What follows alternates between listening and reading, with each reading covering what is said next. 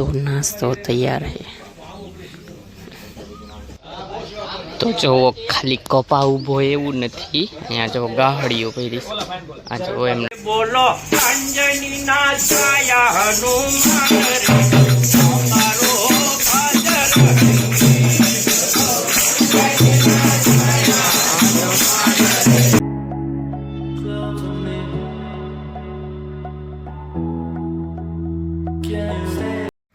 नमस्कार दर्शकों, केम छो बधाय मजामां? आशा करूँ छूँ बधा मजामां ज हशो।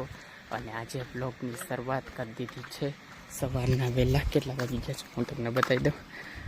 6 વાગવા આવ્યા છે અને હવે ધીમે ધીમે અંજવાળું થાય છે। રોડ એકદમ ક્લિયર, વાહનો આવતા જતા નથી અને ટાઈડ ન લાગે એટલે જો સાઇલનો બંદોબસ્ત કરી લીધો છે। ટોપી હું લેવા પહેરી છે એનું કારણ છે કે પાછળ હાચવી ન પડે, ટીંગાડવી ન પડે, ઠેલા આવી રહે ને તારા ઠેલામાં વજન લાગે એટલે બાઈકી તો હાઈલા જ આવી છે જો। અને કયા રસ્તે હું જાઉં છું એ ખબર નથી રહેતી કારણ કે ટોર્ચમાં બતાવી બાઈકી હાઈલા જ આવી। તમને અંધારું જ દેખાતું હોય છે, બીજું કાંઈ નથી દેખાતું। સારું, તો હવે અંજવાળું થાય ને ત્યારે બ્લોગને કન્ટિન્યુ કર્યું। આ જુઓ ગઢડાનું મંદિર, આગળની સાઈડ જુઓ ગઢપુર ગઢડાનું મંદિર અને આ જો રજવાડી એકદમ બિલ્ડિંગ છે પહેલાંનું। ઓલ રાઈટ, તો જો હવે દર્શન કરી લ્યો। મંદિર તો બંધ છે, પણ બહારથી બધા દર્શન કરી લ્યો। જો તો હવે સૂરજ દાદા પોતાના પ્રકાશ પાથરવા માટે તૈયાર છે। એટલે હજી સનરાઈઝ થયો નથી, આ પણ પહેલાંનું અંજવાળું છે। બાકી આપણે હિલા જઈએ, મોટું કદાચ દેખાતું નહીં હોય સરખું। તો પાછા ઊભા રહી ગયા છીએ। ખોડિયારમાંનું મંદિર છે, એક જગ્યાએ હોલ્ડ કર્યો હતો પણ ત્યાં મેં શૂટ નહોતું કર્યું। ખોડિયારમાંનું મંદિર છે, જો બધા અહીં બેઠા છે। હવે જો જૂના જમાનાની પવન ચક્કી। તો નાસ્તો તૈયાર है। તો જો અહીંયા કથા થતી હતી, અત્યારના માણસો હાલી હાલીને જતા રહ્યા, નાસ્તો કરીને જતા રહ્યા છે ચાલવા। આ બાજુ કપાસની વાડી છે આખી, બતાવું તમને। ઠેઠો ઠેઠ સુધી કપાસ કપાસ બધે લીલું સમાજો, બધા સાધન પડ્યા છે ખેતીના। અને સનેડો કહેવાય અમારે, તમારે ત્યાં શું કે કમેન્ટ કરી દેજો। અમે ટ્રેક્ટર છે, 4 વ્હીલ અહીં પડી છે, એની આગળ જોઈ રહ્યો ટેમ્પો હોતન છે, ટેમ્પો જેને ઘણા છકડો કે છકડો ઠાઠા રિક્ષા કે ઘણા જો। બાકી જો કપા જો માર કરતા હાઈટમાં વધારે, હું એક કપાને કેટલે પોગું છું જો। અહીંયા હું અને કપા જો ક્યાં પૈસા અને આવી ગયો છે, થોડોક કપા આવી ગયો છે।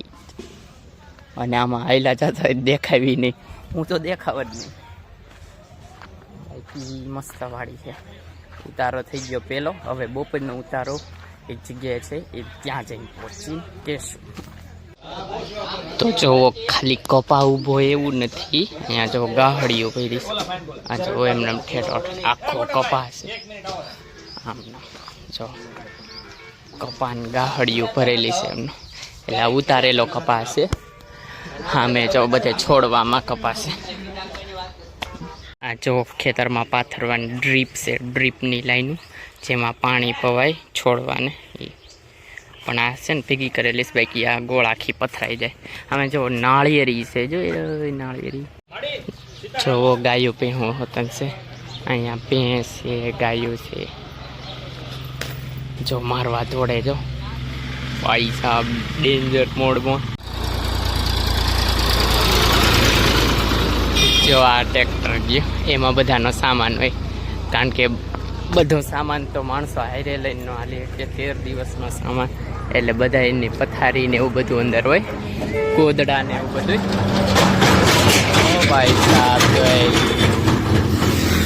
ધાબુ પીડવા વાળા જોઈશ તો એ ટ્રેક્ટર સિસ્ટમ, એકમાં રસોડું હોય અને એકમાં બધાનો માલ સામાન હોય, એટલે બધાના બોરિયા બિસ્તરા એવી રીતના પૈસા। તો હાલતા તો થઈ ગયા એક ઉતારા બાદ, અને અહીંયા જો કપા થોડોક આડો પડી ગયો છે મનસે પવનના કારણે, અને પવન ચક્કીઓનો વિસ્તાર ચાલુ થઈ ગયો. હું તમને ક્લોઝમાંથી બતાવું. જો એકદમ ક્લોઝમાં હે ને વિન્ડ મિલ બાઈકી. આમ જોવો એક જગ્યાએ હોલ્ટ લીધો, જો બધા બેસી ગયા છે. અને અહીં જો ચીકુડી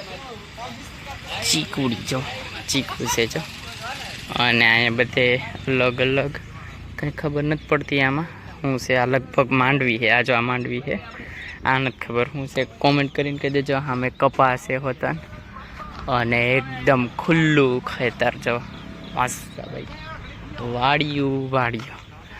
હકીકતમાં દ્વારકા જવાની મજા તો અલગ જ છે. અને પ્લસ આ રસ્તામાં જે અલગ અલગ જગ્યાએ ઊભા રહેવી માણસો, અને જે શું કહેવાય કે અલગ અલગ જગ્યાઓ બધી ટોપ નોચ મળે. તમને એમ થાય કે નાના માણસો છે. અત્યારના જઈ ભાઈ વાડીવાળા ભાઈ અમને પ્રાણે રોકીને એમ કીધું કે બેહો બધા શાંતિ. જો બધા આરામ કરે છે ખાટલે. અને જ આ બધું વાડી મસ્તાની. દિવસ તો બીજો છે, પણ આવ્યાના 13 દિવસ છે એમ પહોંચ્યું, એટલે બીજા દિવસની શરૂઆત તો થઈ ગઈ. પણ આ દિવસો મારી માટે ટૂંકમાં સોનેરી દિવસો ગણી લેવાના, એવી રીતના મજા જ આવ્યા રાખે. અત્યારના રોજમાળ ગામમાં છીએ. અત્યારના આ વાડી તમને બતાવી વાગ્યા કેટલા હું તમને કહી દઉં. જો 9:10 થઈ છે. બધાને મળતા જતા આપણે ઈ રાખવાનું. આપણે આ જવો સૂર્યમુખી હનુમાન દાદાનું મંદિર છે, કાંકરિયા ચોક ભડલીમાં એન્ટર થઈ જશે. આ ભડલી ગામ કંઈક. અને અહીંયા ગરબી માતાજીનું મંદિર છે, અંદર ગરબી ને એવું છે, બતાવું.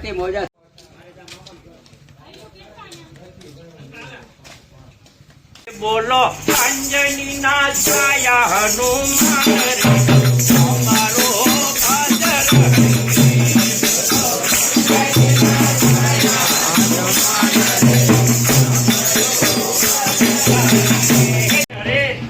અરે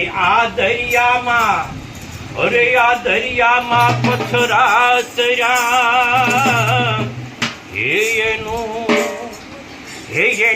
કારણ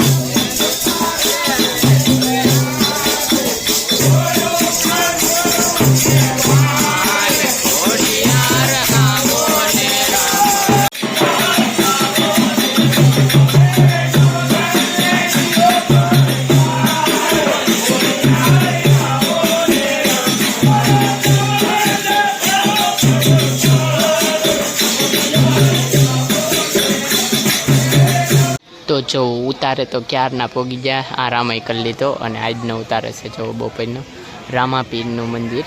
અને સત્સંગ ભજન કરીને આજે રાતે રોકાવાનું છે. જો સામાન ટ્રેક્ટર, એટલે સામાનનું ટ્રેક્ટર છે, અને સામે છે રસોડાનું ટ્રેક્ટર, 2 ટ્રેક્ટર. અને બધા જો આમથી આમ કોક સૂતા છે, કોક આરામ કરે છે, કોક આટા મારે છે. ભજન કીર્તન પૂરા થઈ જાય તમે ક્લિપ. તો જોવો દિવાળીના સેલિબ્રેશન માટે જો મંદિરને સજાવેલું છે મસ્ત. અને હવે લાઇટો ચાલુ થઈ ગઈ, કારણ કે અંધારું પડવાની તૈયારી. હજી થોડુંક અંજવાળું છે.